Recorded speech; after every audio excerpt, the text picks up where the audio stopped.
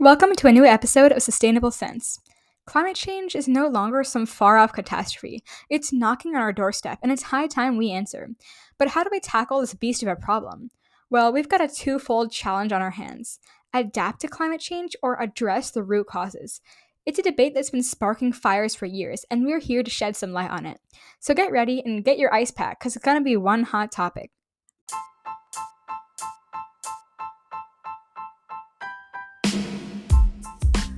Welcome to Sustainable Sense, where we invest in climate defense. You're in for our hot take on all things money, markets, and the environment.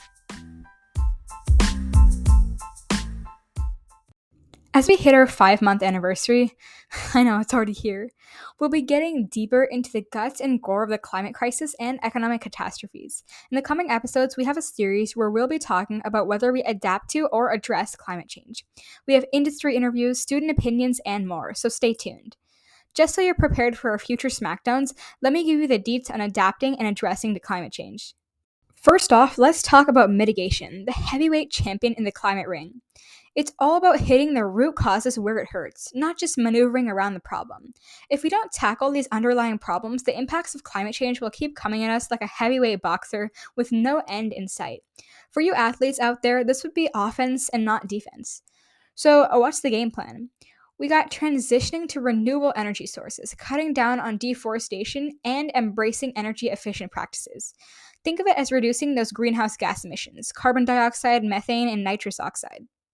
And guess what? There's no need to look too far for some super cool initiatives right here in the US. Ever heard of the colossal wind farms in the heart of Texas and Iowa? They're popping up like wildflowers, and they're contributing to a massive reduction in carbon emissions. We're talking about vast stretches of land transformed into clean energy generators. Now, isn't that a breath of fresh air? See what I did there? Personally, I would love to start my own wind farm in the future. And that's not all. We've got the Clean Power Plan, now known as the Clean Energy Plan, setting its sight on power plant emissions. It's paving the way for a transition to cleaner energy sources, a critical step in the battle against climate change. And it's not just in the US. The European Union is leading the change with sustainable finance and investments. The EU Sustainable Finance Action Plan encourages the private sector to jump on board with green initiatives, making sustainability a financial priority. Also, urban farming and vertical agriculture are emerging as innovative ways to reduce food miles, improve urban security, and cut emissions associated with food transportation. Several European countries have implemented carbon pricing mechanisms, including carbon taxes and cap and trade systems to incentivize businesses to reduce their emissions. Here in the US, we also have the Carbon Dividend Act circulating around, which many lobby organizations such as Citizens Climate Lobby are advocating for. Europe is also focusing on reducing waste generation and increasing recycling rates. Some countries like Sweden have adopted waste-to-energy facilities to turn waste into energy, and that's pretty cool. These are just a few examples of mitigation strategies happening across the globe. Now let's switch gears and address the other competitor in the ring: adaptation. Adapting means we're suiting up to reduce the negative impacts of climate change. This is essentially defense. So why are some experts even backing up this play? Because even with our mitigation efforts, some level of climate change is already in the pipeline due to our past emissions and history. But there is hope, so don't worry.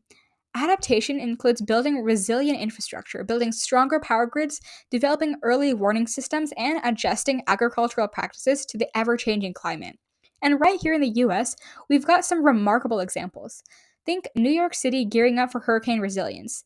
Flood barriers, elevated buildings, and advanced stormwater management systems are all about making the city stronger in the face of adversity.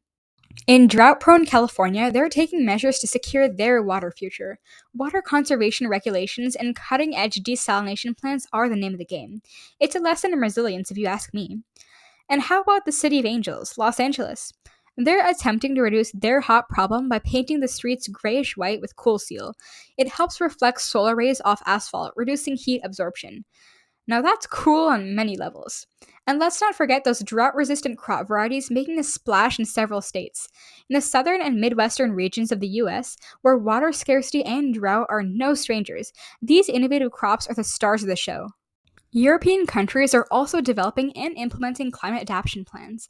These plans include measures to address risks associated with increased temperatures, changing precipitation patterns, and more frequent extreme weather events. Many European countries are also investing in flood defenses and resilient infrastructure to prepare for increased flood risks. The Netherlands, in particular, has a long history of dealing with water management. They're also known for their innovative approach to flood protection. And Europe is investing in more efficient water management, water recycling, and sustainable water use practices to adapt to water scarcity and drought. This is definitely something that other countries can take note of. Agriculture is a vital sector in Europe, if you couldn't tell, and climate change poses risks to this. Adaptation strategies include crop diversification, using drought resistant crop varieties, and precision agriculture techniques. European cities are encouraging the use of public transportation, cycling, and electric vehicles to reduce emissions and improve air quality, which can worsen with higher temperatures for sure. Again, these are just a few examples of how different countries are adapting to climate change, and let's take note of those. It's clear that both mitigation and adaptation are our dynamic duo in the battle against climate change. It's not just about reducing emissions, but also gearing up for what's already on its way. But here's where you, our dear listeners, come into play. We want to hear from you. Do you know of any local initiatives deserving a shout out? Reach out to us on social media, and your story might just make it onto our next episode. That's a wrap for today, but we're not done just yet. From the bustling cities along the Great Lakes to the sunny shores of Florida, from the US to Australia, cities and states worldwide are taking a stand against climate change. But we're not satisfied with just the big players. We want to hear about the unsung heroes in your community. Have you noticed remarkable adaptation efforts right in your backyard? Share your stories and experiences with us, and together we can inspire even more change. Just tag us on Instagram at sustainablecentspodcast and use the hashtag sustainablecentspodcast. Connect with us on Instagram or drop us an email at sustainablecentspodcast@gmail.com. Again, that's sustainablecentspodcast@gmail.com. Thank you for tuning in to this episode of Sustainable Sense.